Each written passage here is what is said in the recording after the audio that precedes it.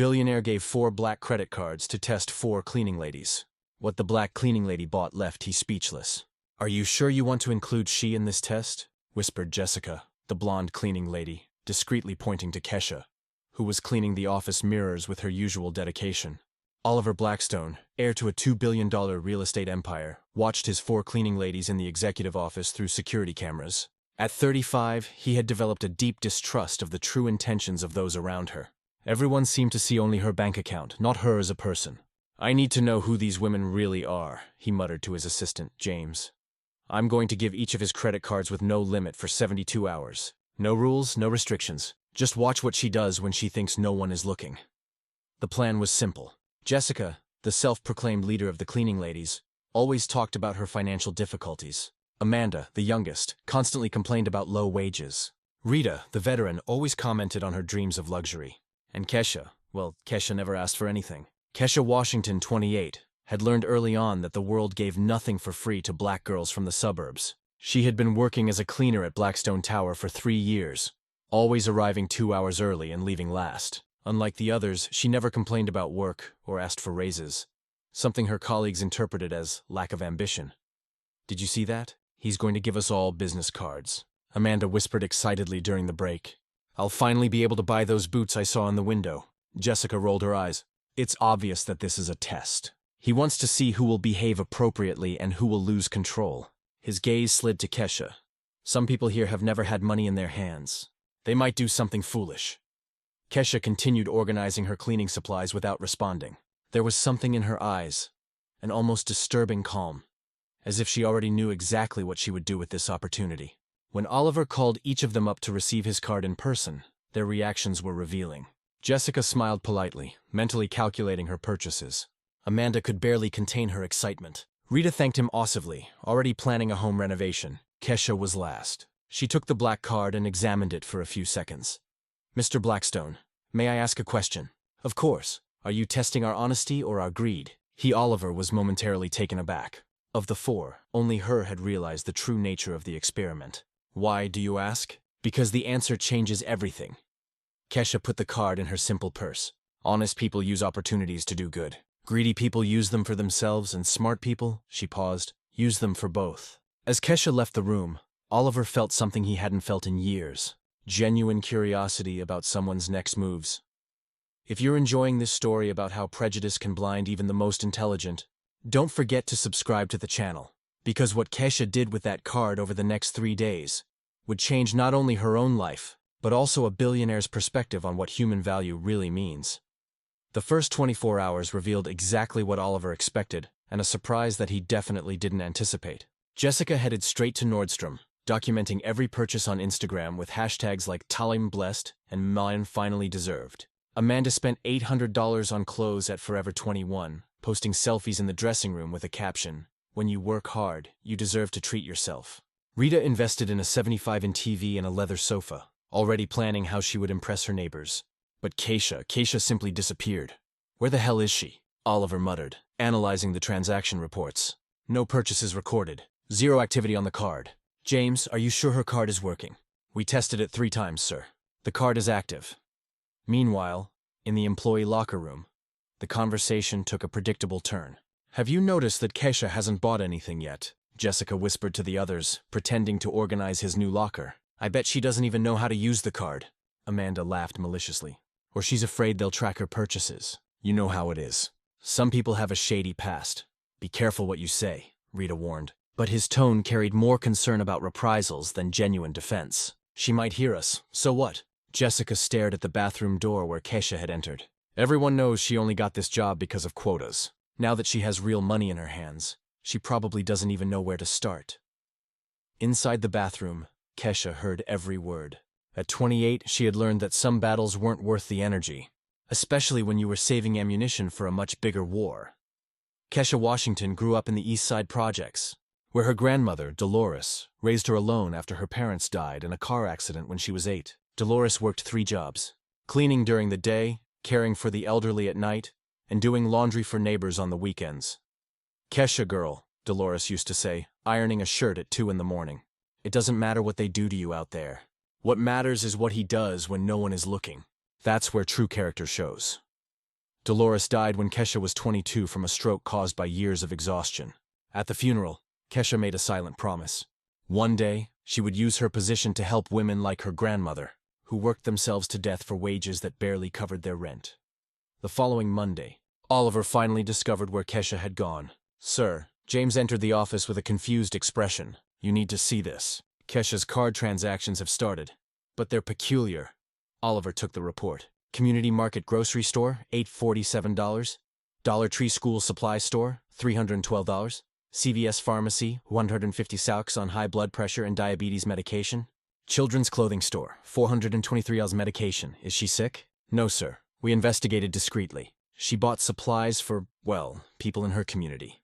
Families who can't afford medication, children who need school supplies, seniors without health insurance. Oliver was silent, processing the information.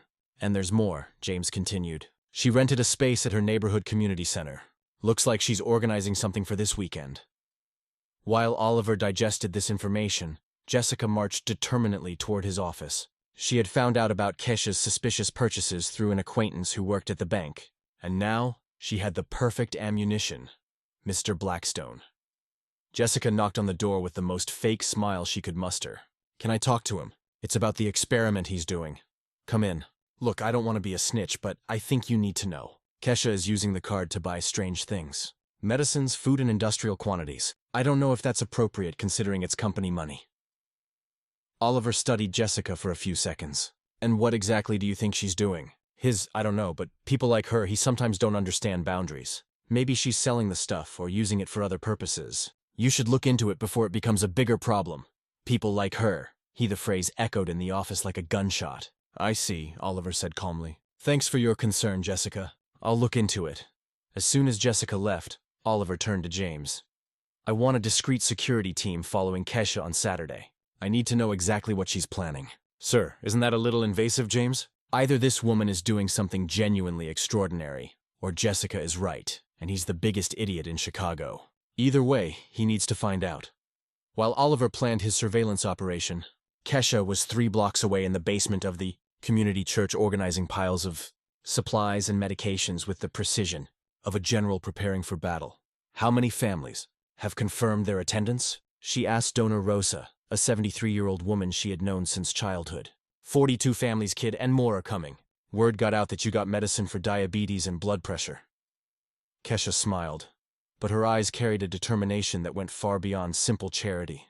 What she had planned for that Saturday wasn't just about helping her community. It was about showing the difference between those who talk about values and those who actually live them. For a moment, as she organized the medications that would save lives in that forgotten community, Kesha allowed herself to imagine the look on Jessica's face when she discovered that her attempt at sabotage had only given Kesha the perfect ammunition for something much bigger than either of them could have imagined. On Thursday morning, Kesha arrived at work to find that her situation had taken a turn for the worse. "Kesha, I need to talk to you." Oliver called her into his office with Jessica at his side, smiling like a cat that had just swallowed a canary. "Starting today," Oliver announced coldly, "his access to the credit card will be monitored more closely. Jessica has raised some legitimate concerns about the inappropriate use of resources." Kesha looked directly at Jessica. "Concerns about what exactly?" "Well," Jessica feigned embarrassment, "we don't want to question her intentions, but buying large quantities of medicine and food can seem suspicious. Maybe you should focus on more personal needs like the other girls did." "Suspicious?" Kesha repeated the words slowly. "So, helping sick people is suspicious, but spending $1,000 on selfies isn't." "It's not about that," Oliver interjected, clearly uncomfortable. "It's about transparency. I need to know exactly where every penny is being spent." Of course, Kesha remained completely calm. "You want transparency? I can provide all receipts, proof of purchase, and a detailed list of beneficiaries. Or would that be too much information?"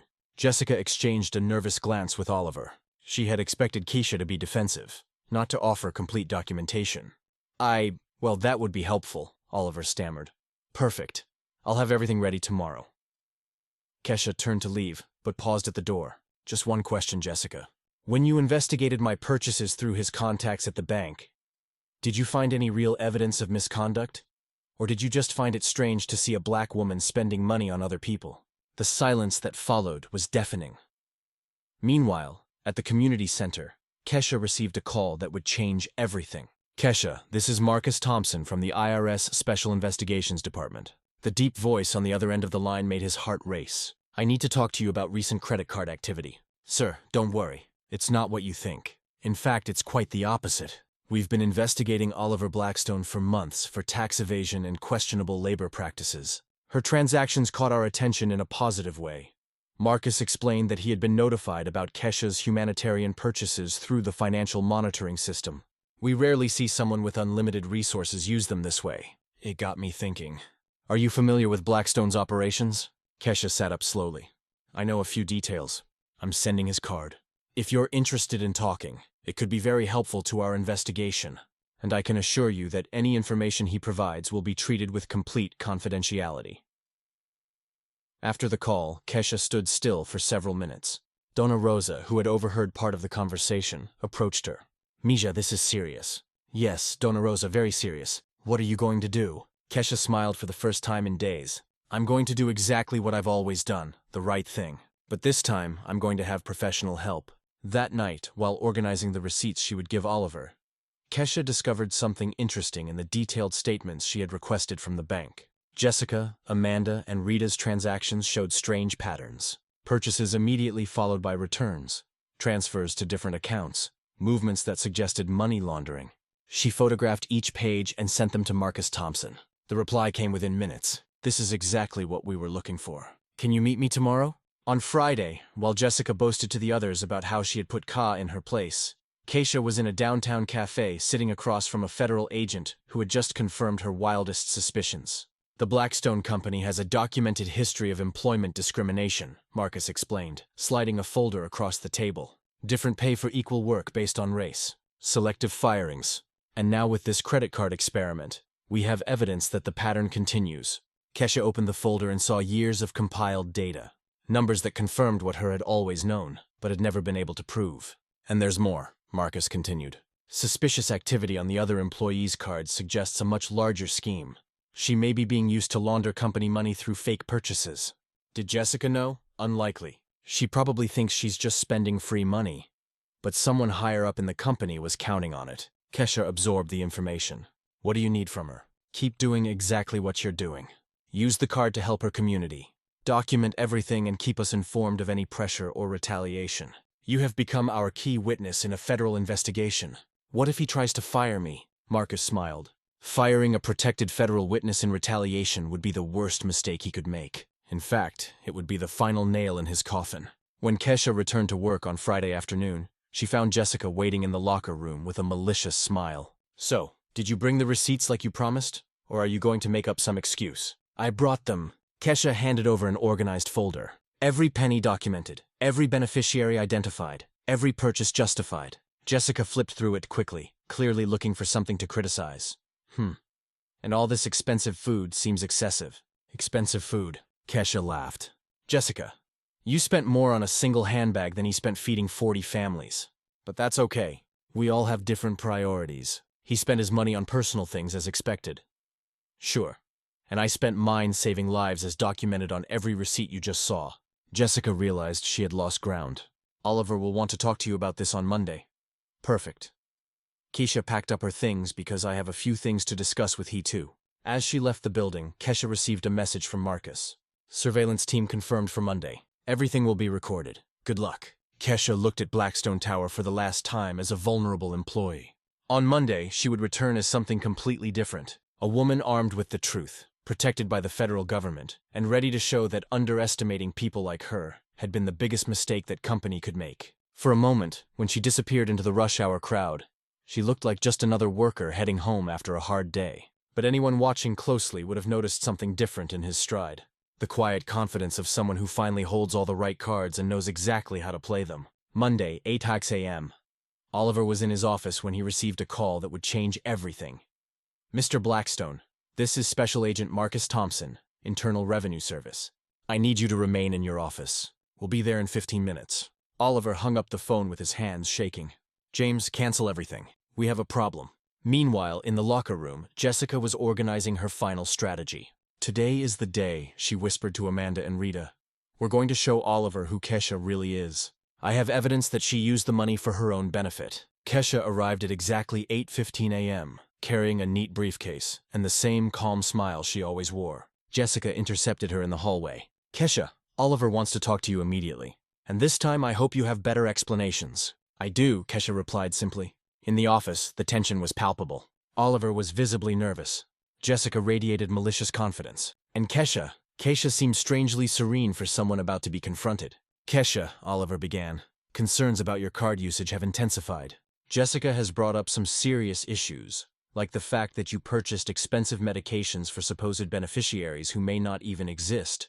Jessica interrupted, placing a folder on the table. I have here a list of all her suspicious purchases. Kesha nodded calmly. Interesting. May I see it? As she leafed through the papers, Kesha smiled. Jessica, you've done your research. Indeed, I spent $2,347 on medication for diabetes and hypertension. She looked up. For Mrs. Johnson, 73, a diabetic for 15 years, who had no health insurance after the company where she worked for 30 years cut retiree benefits. Jessica frowned. That wasn't what she expected. What about the $843 in groceries?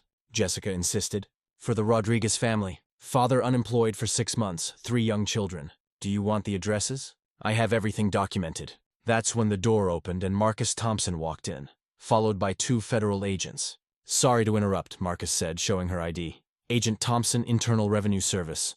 Mr. Blackstone, we need to talk. Oliver turned pale. About what? About tax evasion, racial discrimination in the workplace, and a money laundering scheme using corporate cards.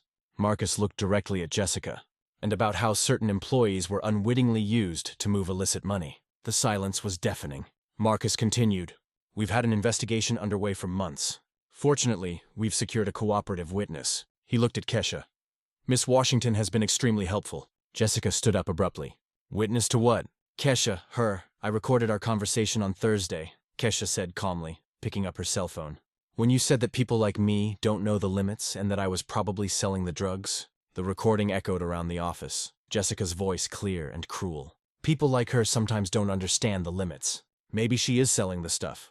And I also documented the suspicious activity on your 3 cards, Kesha continued, handing a folder to Marcus. Purchases followed by immediate returns, transfers to offshore accounts, typical money laundering patterns. Oliver tried to speak, but Marcus interrupted him. Mr. Blackstone, you have the right to an attorney. But first, you need to understand the gravity of the situation.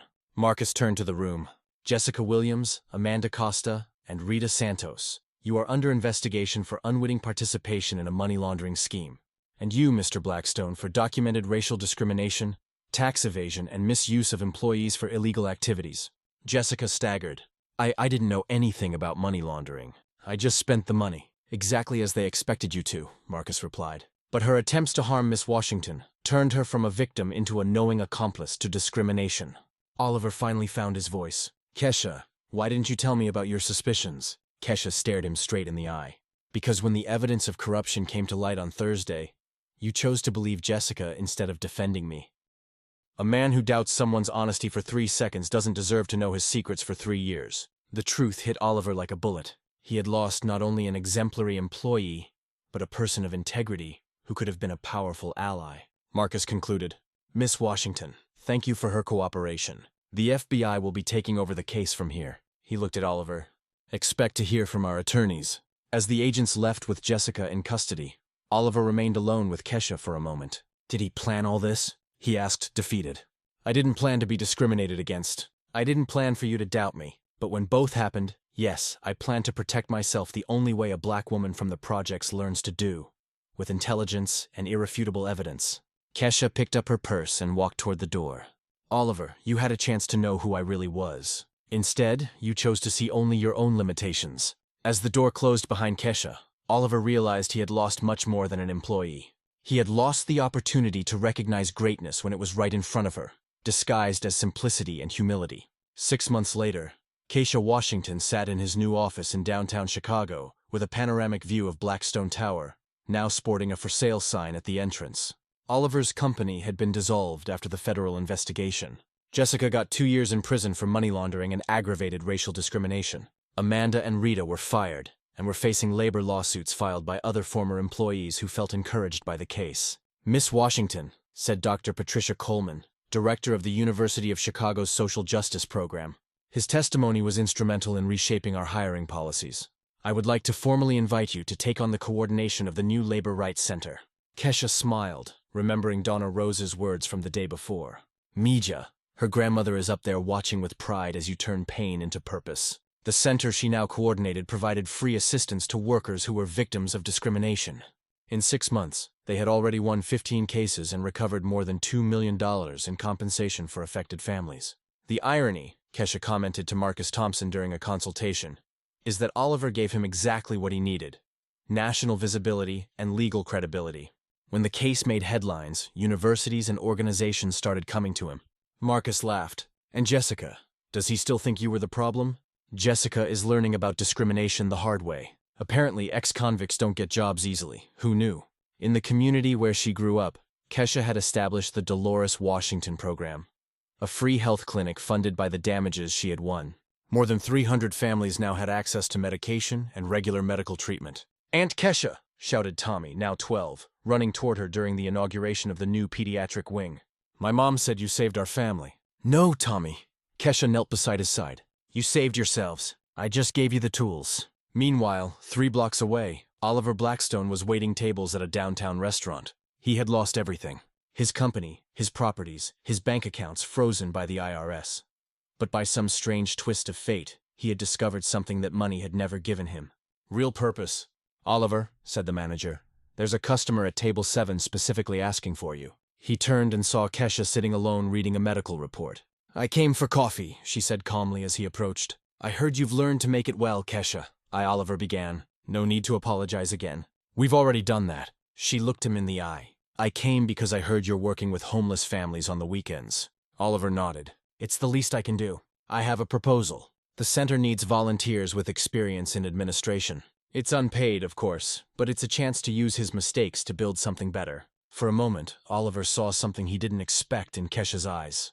Not forgiveness, but an opportunity for redemption based on actions, not words. "Why would you do that for me?" "I'm not doing it for his benefit," Kesha replied. "I'm doing it for the community. And because my grandmother always said that the best revenge isn't to destroy those who hurt you. It's to turn that pain into power to help those in need." 3 months later, during the graduation ceremony for another class of young people who had benefited from the Sense educational program, Kesha received the Citizen of the Year award from the city. 2 years ago," she said into the microphone, looking out at the packed audience, "I was just a cleaning lady who some people thought didn't know his place. Today, I coordinate a center that has changed hundreds of lives and shown that our place is exactly where we choose to be." In the audience, Oliver applauded silently. Now a volunteer coordinator for the Social Reintegration Program, Jessica watched on TV from prison, where she discovered firsthand what it's like to be judged by her appearance. The difference between revenge and justice, Kesha concluded, is that revenge destroys. Justice builds, and building has always been more powerful than destroying. Today, the Dolores Washington Center is a national reference in labor rights. Kesha never cleaned an office again, but she never forgot where she came from.